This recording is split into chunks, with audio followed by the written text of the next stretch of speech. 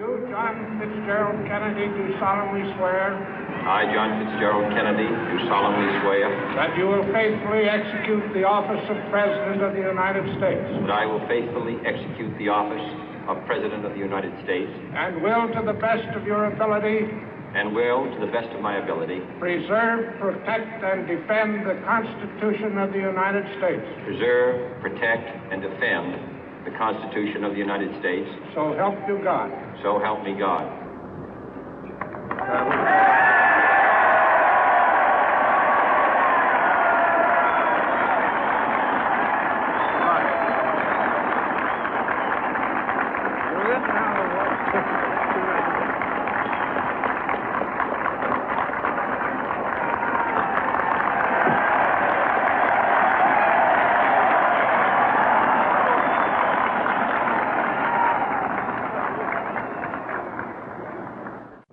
Vice President Johnson, Mr. Speaker, Mr. Chief Justice, President Eisenhower, Vice President Nixon, President Truman, Reverend clergy, fellow citizens. We observe today not a victory of party, but a celebration of freedom, symbolizing an end as well as a beginning, signifying renewal as well as change. For I have sworn before you and Almighty God the same solemn oath our forebears prescribed nearly a century and 3/4 ago. The world is very different now, for man holds in his mortal hands the power to abolish all forms of human poverty and all forms of human life. And yet the same revolutionary beliefs for which our forebears fought are still at issue around the globe. The belief that the rights of man come not from the generosity of the state, but from the hand of God.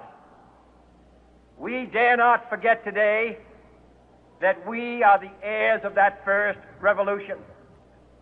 Let the word go forth from this time and place to friend and foe alike that the torch has been passed to a new generation of Americans born in this century, tempered by war, disciplined by a hard and bitter peace, proud of our ancient heritage, and unwilling to witness or permit the slow undoing of those human rights to which this nation has always been committed and to which we are committed today at home and around the world.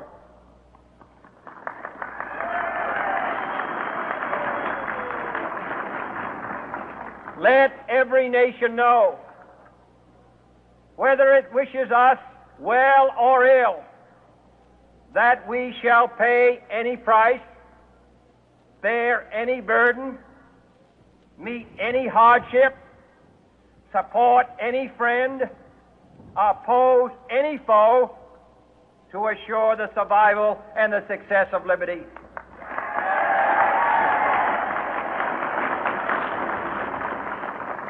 This much we pledge and more. To those old allies whose cultural and spiritual origins we share, we pledge the loyalty of faithful friends. United, there is little we cannot do in a host of cooperative ventures. Divided, there is little we can do, for we dare not meet a powerful challenge at odds and split asunder. To those new states whom we welcome to the ranks of the free, we pledge our word that one form of colonial control shall not have passed away merely to be replaced by a far more iron tyranny. We shall not always expect to find them supporting our view, but we shall always hope to find them strongly supporting their own freedom, and to remember that in the past, those who foolishly sought power by riding the back of the tiger ended up inside.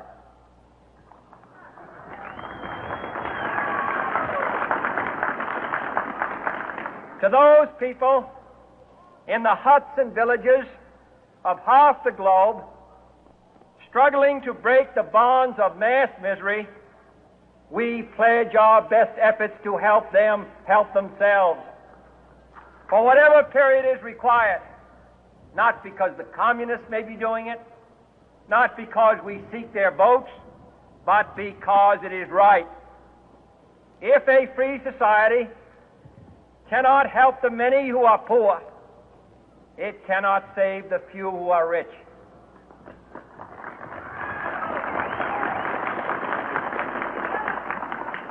To our sister republics south of our border, we offer a special pledge to convert our good words into good deeds, in a new alliance for progress, to assist free men and free governments in casting off the chains of poverty. But this peaceful revolution of hope cannot become the prey of hostile powers. Let all our neighbors know that we shall join with them to oppose aggression or subversion anywhere in the Americas. And let every other power know that this hemisphere intends to remain the master of its own house.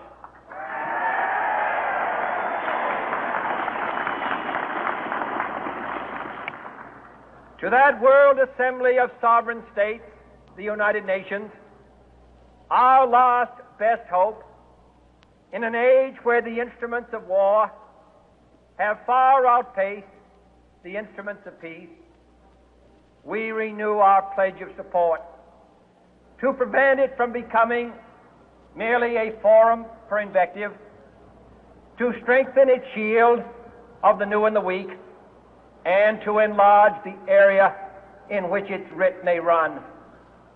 Finally, to those nations who would make themselves our adversary, we offer not a pledge, but a request that both sides begin anew the quest for peace.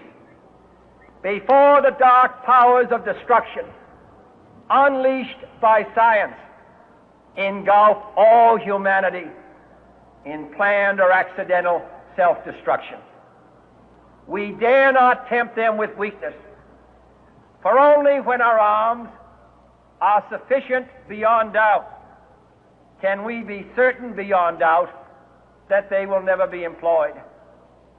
But neither can two great and powerful groups of nations take comfort from our present course, both sides overburdened by the cost of modern weapons, both rightly alarmed by the steady spread of the deadly atom, yet both racing to alter that uncertain balance of terror that stays the hand of mankind's final war. So let us begin anew, remembering on both sides that civility is not a sign of weakness, and sincerity is always subject to proof. Let us never negotiate out of fear, but let us never fear to negotiate.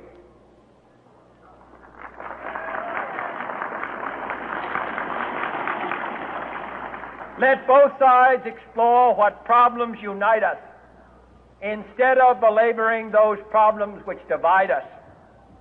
Let both sides, for the first time, formulate serious and precise proposals for the inspection and control of arms, and bring the absolute power to destroy other nations under the absolute control of all nations.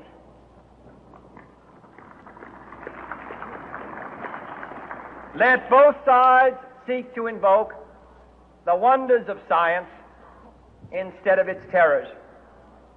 Together, let us explore the stars, conquer the deserts, eradicate disease, tap the ocean depth, and encourage the arts and commerce. Let both sides unite to heed in all corners of the earth the command of Isaiah to undo the heavy burden and let the oppressed go free.